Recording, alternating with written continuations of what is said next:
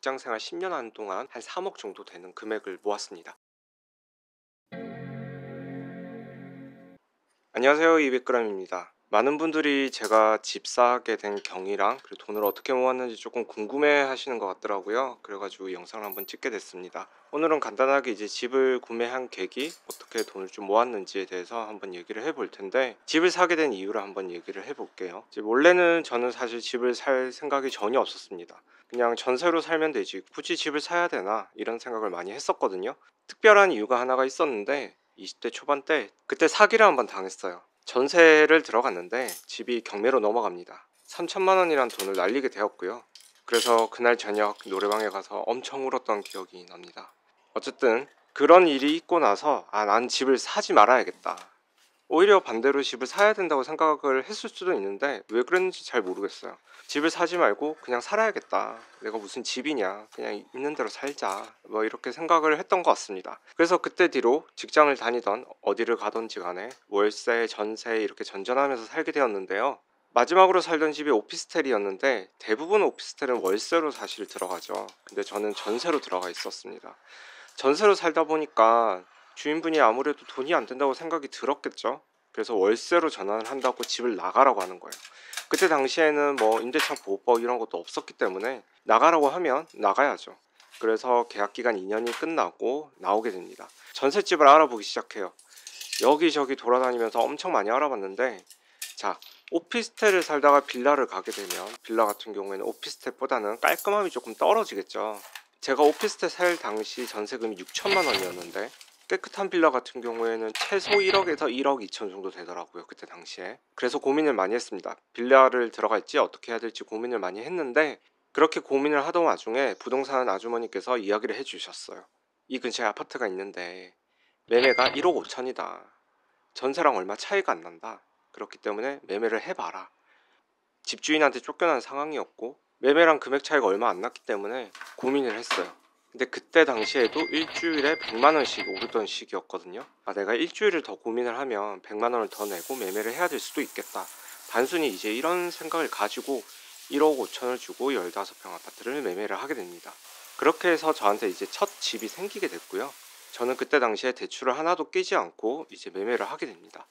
그래서 그 집 가격이 오르고 다시 지금 제가 살고 있는 집을 매매를 하게 된 건데, 그럼 과연 대출 없이 어떻게 돈을 모았는지 그 부분에 있어서 이제 본격적으로 한번 얘기를 해보도록 할게요. 제가 어떻게 돈을 모았냐 얘기하기 전에 저에 대해서 조금 얘기를 해드리자면, 저는 일단 옷을 되게 좋아하고 물건 사는 걸 되게 좋아하는 편입니다. 그래서 군대 가기 전에 돈을 엄청 많이 썼어요.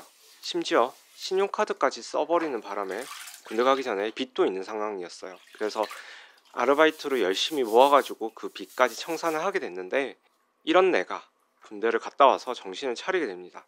첫 직장을 잡고 나서부터 첫 해부터 적금을 엄청 열심히 들기 시작합니다. 제가 금액대를 조금 정확하게 말씀드리자면 제가 월급이 한 280 정도 됐었어요. 그리고 연수당이 한 800 정도 있었습니다. 월급은 말 그대로 이제 매달 매달 받는 돈이고, 연수당은 제가 그때 학원 강사였기 때문에 특강비라는 걸 받았어요. 여름에 한 번, 겨울에 한 번 이렇게 특강비를 받아가지고 1년치가 총 한 800만 원 정도 됐습니다.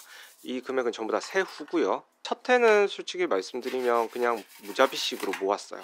그냥 모이는 대로 모았지만, 근데 1년 동안 이렇게 돈을 모으고 나니까 이렇게 모으면 체계적으로 모으지 못하고 큰 돈을 모으지 못하겠구나, 이런 생각을 하게 됩니다. 그래서 두 번째부터는 좀 더 체계적으로 모으기 시작을 했는데요. 일단 월 280 중에서 200을 적금으로 넣습니다. 그리고 연수당 800은 전부 다 이제 적금을 넣게 돼요. 그래서 1년에 총 3,200만 원을 모을 수 있었는데, 이 3,200만 원을 전부 다 적금을 했느냐? 그렇지는 않고요. 3,200만 원 중에서 200만 원을 뗍니다. 100만 원은 쇼핑 예금으로 놔두고 또 한편 100만 원은 여행 예금으로 놔두게 돼요. 여행 통장 그리고 쇼핑 통장 따로 놔뒀고요. 적금을 들게 되면 플러스 이자가 붙게 되죠. 그리고 정기 예금을 하더라도 플러스 이자가 붙게 됩니다. 그 이자도 나중에는 쇼핑과 여행에 투자를 했어요. 1년에 딱 모으는 돈은 무조건 3천에 맞추자. 그리고 나머지는 그래도 나를 위해서 조금 투자를 하자, 이렇게 생각을 해서 나머지 금액들은 쇼핑이랑 여행에 투자를 했었고, 이때 중요한 거는 쇼핑이랑 여행 통장을 따로따로 만들어 놔야 됩니다. 이 부분은 나중에 다시 얘기해 보도록 할게요. 80만 원이란 돈으로 한 달을 사용하기가 사실 쉽지가 않아요. 그죠? 직장인 분들은 다 아시겠지만 일단 공과금은 한 20만 원 정도 들었는데요. 핸드폰 비가 거기서 10만 원 정도 들었어요. 수도세, 뭐 인터넷 그리고 가스비가 포함해서 한 6만 원 정도 나왔어요. 이 금액은 이제 봄, 여름, 가을 요 기준이고요. 겨울이 되면 사실 가스비가 많이 나오게 되잖아요. 공과금이 20만 원인데 핸드폰 10만 원 빼고 나면 10만 원이 남죠. 근데 거기서 한 6만 원 빼고 나면 4만 원이 남게 돼요. 이 4만 원을 여름, 봄, 가을에 모아요. 그러면 금액이 어느 정도 되겠죠. 이거를 겨울 난방비로 쓰게 됩니다. 1년을 총 했을 때 총 공과금이 한 20만 원 정도 들어갔고요. 그리고 교통비가 한 6만 원 정도 들었습니다. 그리고 나서 이제 남는 비가 이제 44만 원. 요거는 100% 식비입니다. 일단 기본적으로 44만 원에서 30만 원 정도는 하루에 만 원씩 들고 다니면서 소비를 했어요. 점심도 사 먹어야 되고 가끔씩 커피를 마시고 싶을 때도 있었기 때문에 만 원은 출근을 할 때 들고 나가서 이제 소비를 했고요. 만 원을 쓰다 보면 사실 남는 날도 있어요. 그렇기 때문에 그런 날은 다시 저금통에 모아서 한 달치를 모은 다음에 그 다음 달에 사용을 하게 됩니다. 그 나머지 14만 원 같은 경우에는 휴지를 살 수도 있고 세제를 살 수도 있고 기본적인 소비 제품들이 있기 때문에 그런 제품에 이제 소비를 하게 됐는데, 그래 알겠어, 이렇게 돈을 모으면 모을 수 있다는 걸 알겠지만 현실적으로 돈을 쓰다 보면 관리를 하다 보면 사실 여기서 좀 벗어나는 경우가 많죠. 그럼 돈을 모으기 위해서 나는 어떻게 했느냐, 저는 무조건 첫 번째는 의지라고 생각을 해요. 금연도 그렇고 다이어트도 그렇고 그렇게 이렇게 돈을 모으는 것도 그렇고 모든 거에는 의지가 사실 첫 번째로 추가가 됩니다. 하지만 무조건 의지만 있다고 되는 건 아니죠. 이 의지를 좀 더 플러스 해줄, 좀 더 옆에서 서포트를 해줄 만한 어떤 시스템이라든지 아니면 방법 이 있으면 아무래도 좋은데요. 그 방법에 대해서 지금부터 한번 얘기를 해보도록 할게요. 앞서 얘기했듯이 저는 통장을 여러 개를 나눠서 썼어요.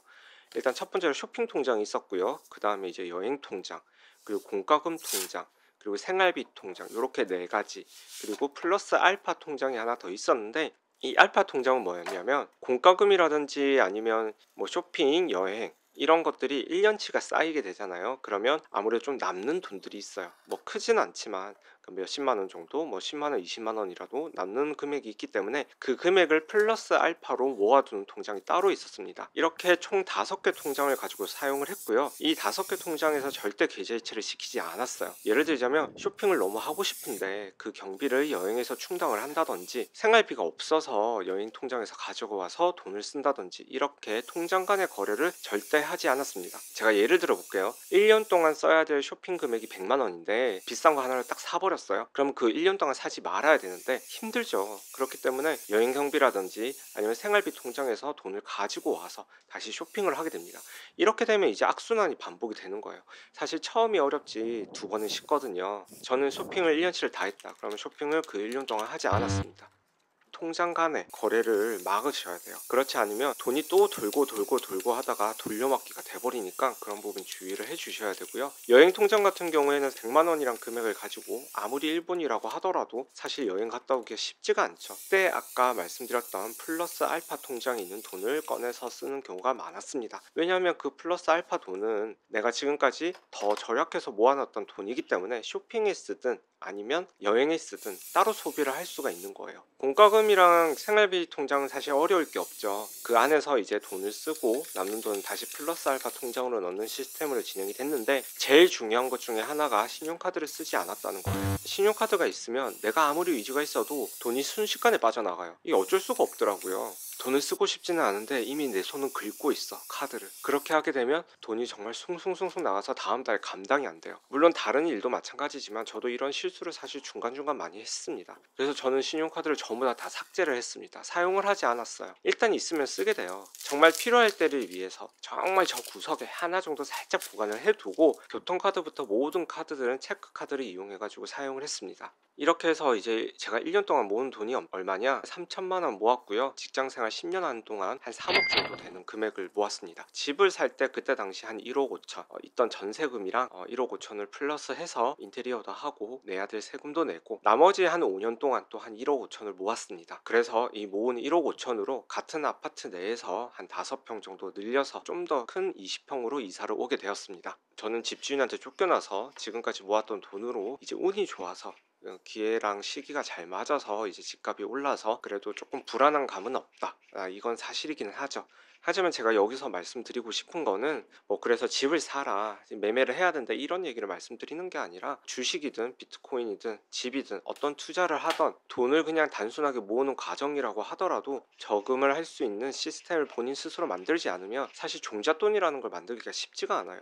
만약에 내가 지금 이렇게 쇼핑을 하고 돈을 모으지 않고 생활하는 게 즐겁다, 그럼 모으지 않아도 상관은 없는 거죠. 개인의 기준이 따로 있는 거니까요. 하지만 만약에 내가 그렇게 소비를 하고 있는데 이게 뭔가 잘못된 것 같고 내가 돈을 조금 모아야 될 것 같다, 그런데 단 나의 방법이 없다, 이 방법을 한번 시도를 해보시는 것도 추천을 드리고, 이 방법의 키포인트는 그겁니다. 다이어트를 할 때 무조건 안 먹는다고 살이 빠질까요? 그렇지 않아요. 필요한 영양소를 사실 몸으로 흡수를 시켜야 되죠. 그것처럼 돈을 모으는 것도 마찬가지입니다. 소비를 무조건 하지 말라고 말씀드리는 게 아니라 필요한 소비를 하되 어느 정도 금액을 정해놓고 구분화해서 지혜롭게 소비를 한다면 여러분들도 충분히 종잣돈을 많이 모을 수 있지 않을까 싶습니다. 30대 초반부터 10년 정도 모았던 그 3억이라는 돈이 저한테는 사실 되게 많이 컸습니다. 그 돈을 모았기 때문에 집을 살 수 있는 기회도 있었고, 퇴사를 하고 나서 내가 하고 싶은 일을 이렇게 할 수 있지 않았을까, 만약에 내가 월세를 내고 있는 상황이었으면 내가 하고 싶은 일을 쉽게 도전할 수 없지 않았을까, 이런 생각을 하게 됩니다. 그래서 지금도 돈을 잘 모으고 있느냐?